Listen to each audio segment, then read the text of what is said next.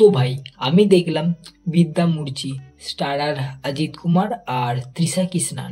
সত্যি বলতে movie release হয়েছিল 6ই ফেব্রুয়ারি অনলি তামিল ল্যাঙ্গুয়েজে। এবারে আমি তামিলের কী বা বুঝবো, তাই তখন মুভিটা আর দেখা হয় নাই। কিন্তু এখন বিদ্যা মুর্চি মুভিটা চলে এসেছে নেটফ্লিক্সে, তাই এখন আর কীভাবে না দেখে ছাড়তে পারি। তো কেমন লাগলো মুভিটা এ ব্যাপারে বলা যাক। আমি Arka, welcome to the new video. Social মিডিয়ায় যা দেখলাম, কিছু লোকেরা নাকি বলছে যে এটা 1987-তে আসা হলিউড মুভি ব্রেকডাউনের কপি। এবারে আমার কি, আমি তো ভাই ওই মুভিটা আগে দেখি নাই, আর ওই মুভিটার নামও প্রথমবার শুনলাম। তো আমার কাছে তো এই মুভিটাই প্রথম দেখছি আমি। সত্যি বলতে মুভি যেভাবে শুরু হয়, মুভির প্রথম 20 মিনিট বোরিং লাগবে, এটা একদম গ্যারান্টি। কিন্তু তারপরে মুভি যেভাবে মোড় নেবে, পুরো একদম শক হয়ে যাবে। আর মুভির প্রেজেন্টেশন কি বলে, সেটা এই মুভিটা না দেখলে জানতে পারবে না।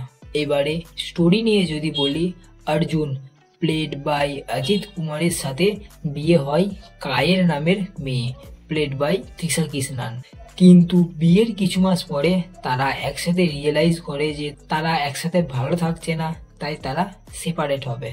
এবারে পরের দিন অর্জুন কায়েলকে দিতে যায় তার বাবা মায়ের কাছে, আর মাঝ রাস্তাতেই কায়েল হয়ে যায় নিখোঁজ।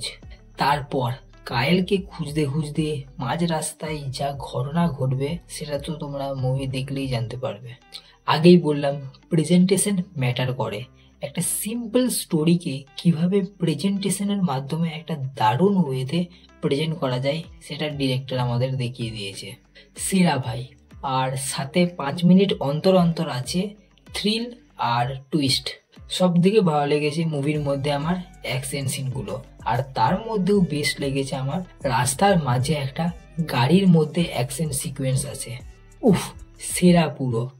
আর এবারে যদি খারাপের দিকের কথা বলি, তো প্রথমেই বলবো মুভির ওই প্রথম 20 মিনিটটা একদম বেকার ছিল।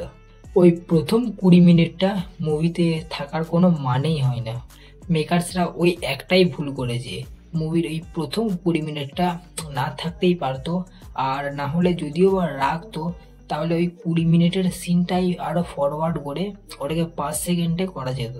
তো এটা একটা প্রবলেম।